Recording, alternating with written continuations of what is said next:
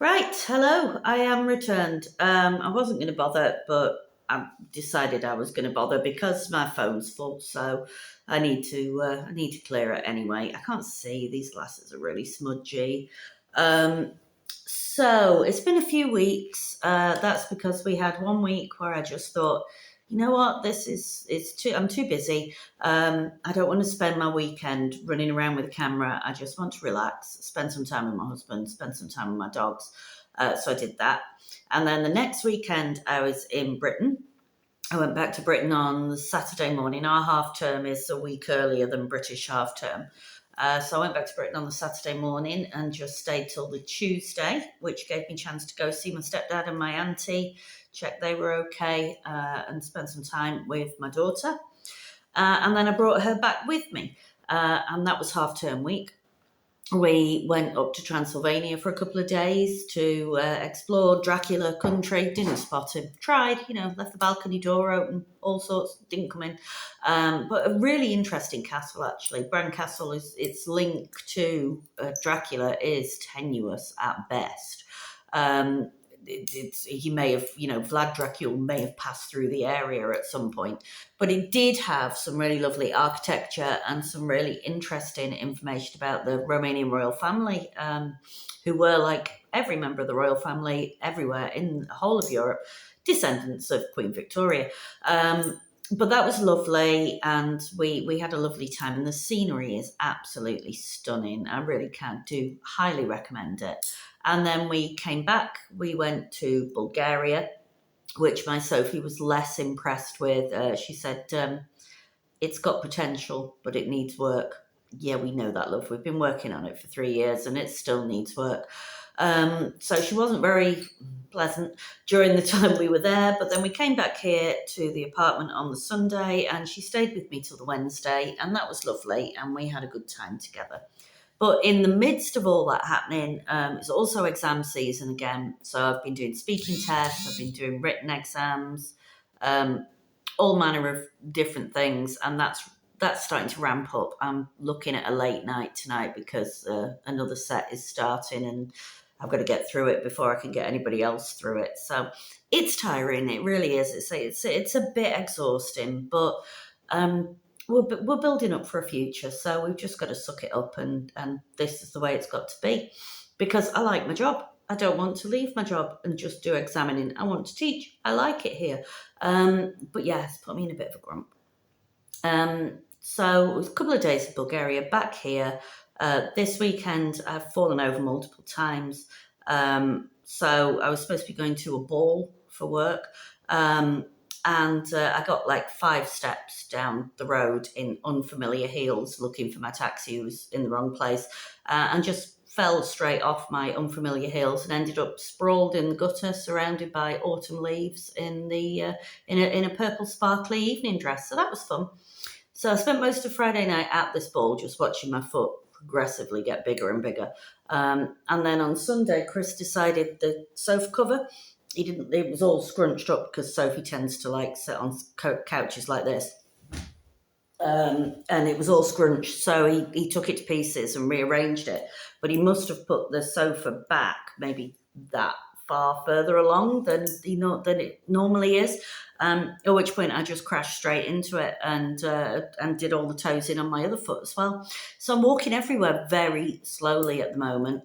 And Chris has had to go to Bulgaria today because we're having 3 tons of shit delivered for the garden today, and I'm going to be mucking that in at weekend. So I'm very much hoping that my feet have recovered by then. I'm very grateful that my husband bought me a car because I could not have walked to work this morning, and I've just been shuffling everywhere. So that's that. I'm still trying to keep it down to 10 minutes or less. I just feel like some of the shine's gone off this. Every time I go onto YouTube now, there are more and more of these renovation in Bulgaria channels. Some of them are really slick. They're very, very well done. But are they entertaining me? No, they're not. However, the viewers, the clicks are going that way, not to me. And I feel like, God, I'm just slogging away here. With my terrible camera work and my boring monologue, because I'm right boring, for nothing really. Did it for my mum. She's not here anymore.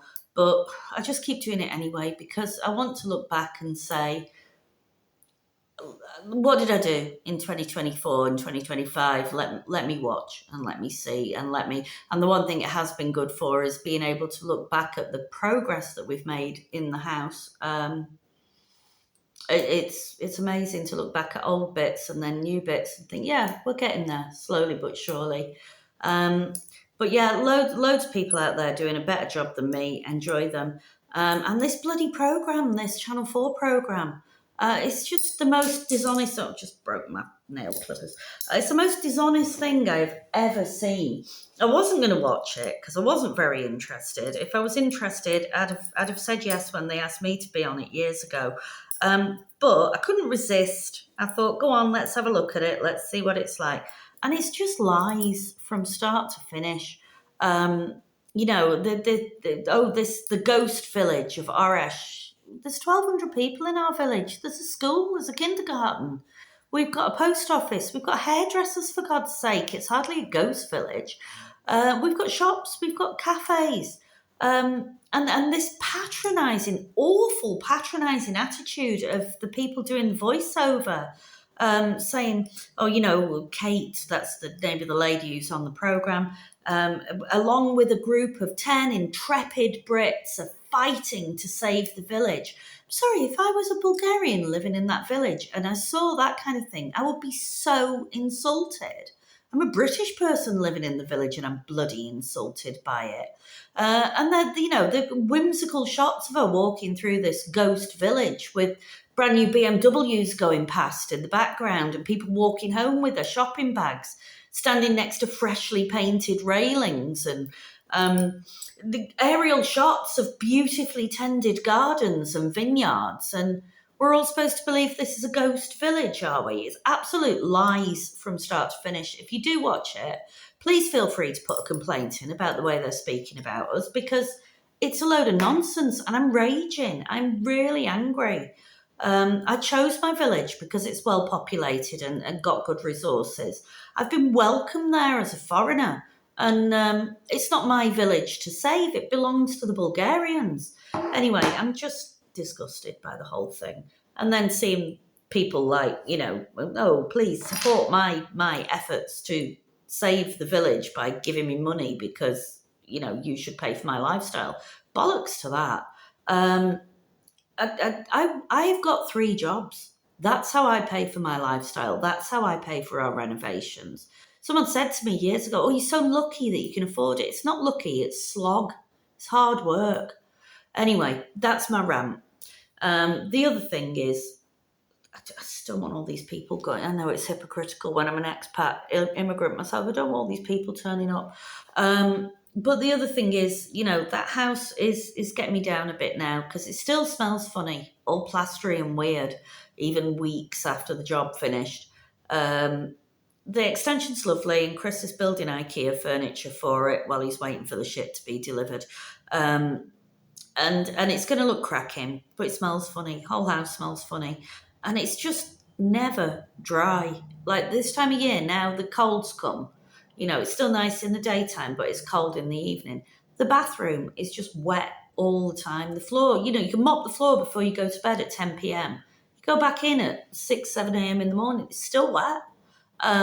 So I am seriously considering central heating. That might be the next thing that I save up for. I thought we could just manage on wood burners and aircon units, but it's depressing. You just walk in mud everywhere. So I'm seriously considering looking into like wood fired central heating. We've got an empty room, and see if we can do something with that. And I realise I sound really moany and ungrateful, and I've got this wonderful life and this wonderful chance to have my adventure, and I am enjoying my adventure. Um, but it's just a moany time at the moment. It's just everything is disheartening. Like I say, I work hard. My job is hard. My normal 8 till 4 job, and then having 2 jobs on top of that, and then doing this and just feeling like, oh God, where's the reward for it all? I don't know. I don't know. But at least we're getting it done. Anyway, that's 10 minutes, and that's why I've not been on, because I've just been like this, just ranty and miserable.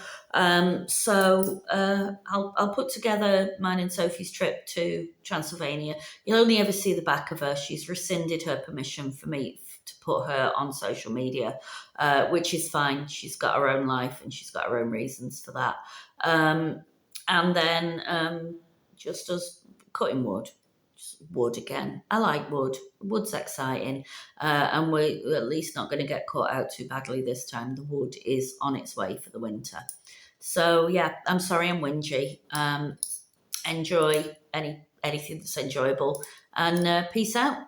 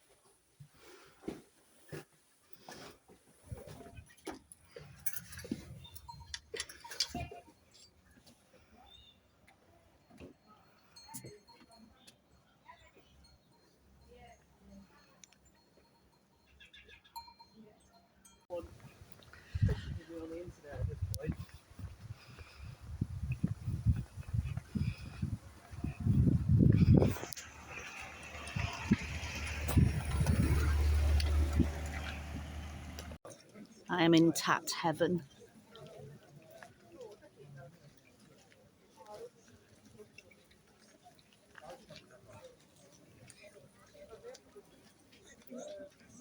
Your nan would have loved those tablecloths. Should. You'd have to have taken one home, wouldn't you?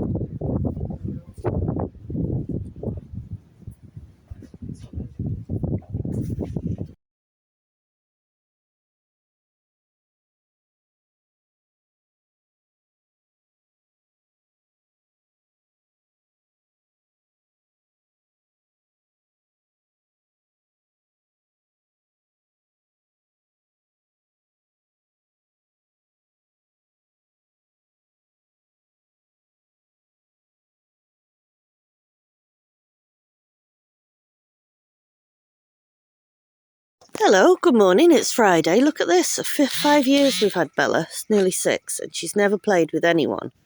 And now suddenly, her and Mandy are friends, and she thinks it's great. Weird. Are you having fun there? You made a friend? Never seen her do this with anyone. Anyway, it's Friday, it's the first time I've been here in 2 weeks. And because I was in England last weekend. It's been a bit mad. Been to Transylvania. I need to do a poo pickup. There's big holes in the garden by the look of things. Some digging has been going on. And Chris built this while I was away. So this is Hello Poppet, Hello Princess. This is a dog cage, which I think is absolutely brilliant. It only took him a week and he just made it up as he was going along.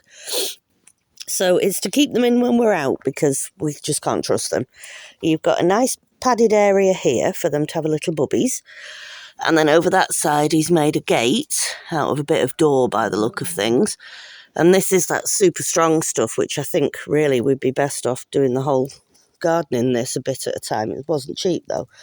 So this cost him a lot of money actually. It cost him about 700 lev to do this. She's about just over £300. £330 maybe, 340. Yeah. Well, at least, and it works. He's tried it out. So we now know that when we go out, because the dogs can't be in the house because they eat the furniture, we've got this instead.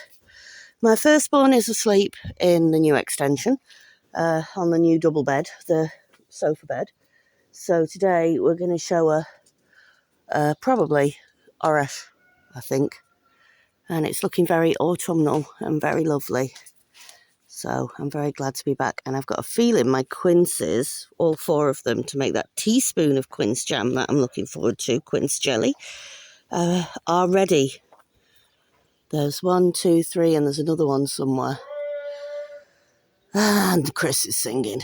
So, yeah, no plans for today. I've been all over the place. I've been to Britain. I've been to Transylvania, which was gorgeous. And now I just want to relax for a couple of days. Maybe admire these quinces.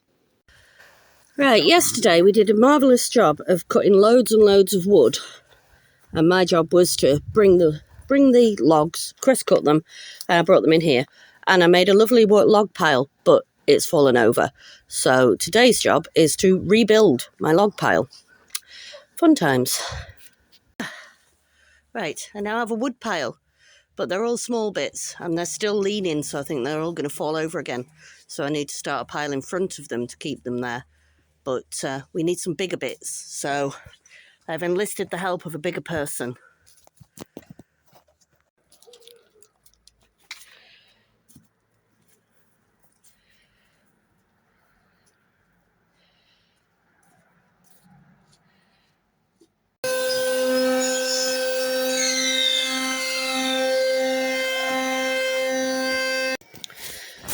Right, we've hit a stumbling block, a welcome one actually, because my back is killing me. In that the guard has broken on the saw, and you can't be using that saw without a guard because that would be really silly because you would lose your fingers. So we admit defeat, but we have got enough wood to be going on with. We've got through quite a bit of it. Some of it's really big, like in there, and it needs a proper chainsaw. So that's going to have to wait. But he has said he'll do a bit every day, an hour or so, and then just keep working through it. So this is the wood that we now have. It's still on a weird horizontal. It's all moved since I stacked it. So I give it 20 minutes before it falls down again. But we now have some wood. So I think that'll see us through a few weeks, even by my estimation. At the moment, we're only using the fire in the evenings anyway. But the cold will come, and we'll need it in the daytime as well eventually. But of course, we're not here all the time. We're in Romania some of the time, so we won't use it that fast. But yeah, I'm just waiting for this to fall down. But it looks pretty, doesn't it? Looks nice, and should keep us going for a while. What say you, Ellie? Ellie agrees. She likes a nice fire too. I'm knackered now and I need a shower because I'm going to get my hair cut at 3 o'clock and it's just going up for 2. Wood pile is still intact, we are pleased to say. Not sure how long for, but I know we will now not freeze, at least for the next few weeks. And we don't need, like I said the other day, we don't need full-time heating at the moment anyway. So that is, I'm pretty impressed with that. And Chris promises we can do another couple of hours next weekend, or next weekend he's staying with me the weekend after. So in our sheds, we've kind of got 3 half-full sheds now because, I mean, that one's mostly kindling over there. But then we've got the small bits that need moving because there's some bigger logs underneath there. And the same in here. We got, oh God, there's still loads left. I thought this was half empty. We got the bigger ones out of here, the kind of medium-sized ones rather, because the very big ones we obviously need a proper chainsaw for those. But these ones to about this thickness we can do on the miter saw, is that how you say it? There's loads left in there, so that'll keep us entertained for a while.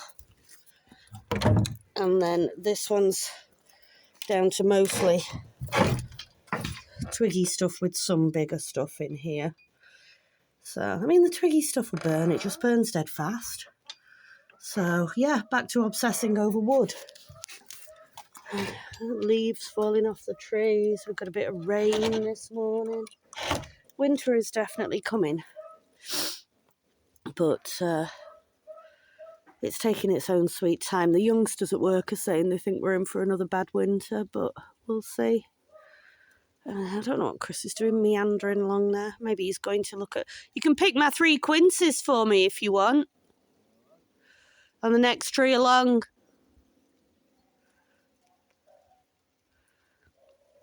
Up at the top. No, you've gone past it now. Back a bit. There you go. You're standing right in front of it now. Up at the top. I'll come.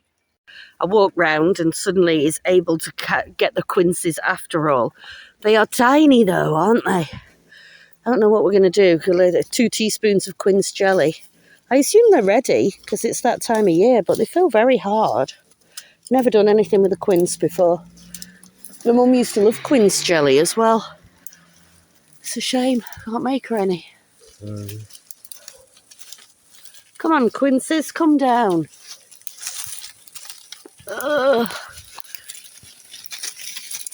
Yeah, they're ready because they're falling off the tree.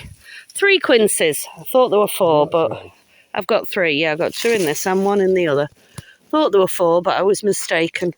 Last year there were about 9 or 10. It was very exciting. Thing I need to do is pull the last of these tomato plants up because Josef is organising with Trudamir to deliver 3 tons of shit to us, cow manure, so that we can spread it across the garden to bed in over the winter. So got into my allotment groups, now's the time to do it. So we need to get all these poles and things up so that we can manure everything ready for the next spring. But I don't know. These idiots. I don't know. We'll just put those to one side and the net, I assume. I don't know what we'll do with the bean stalks, the bean frames, whether we can get round those or not. And I'm going to harvest my butternut squash also. Right, I've just talked to myself for about 2 minutes because apparently I wasn't actually filming anything. Oh God, dog's in heat. So I've pulled all the sticks up here. I'm going to put that in the compost bin. And since I didn't show you this, I've pulled all the plants up here, but I've left the aubergines and peppers. So, and I need to block up that hole at the end because the dogs can get through it again now.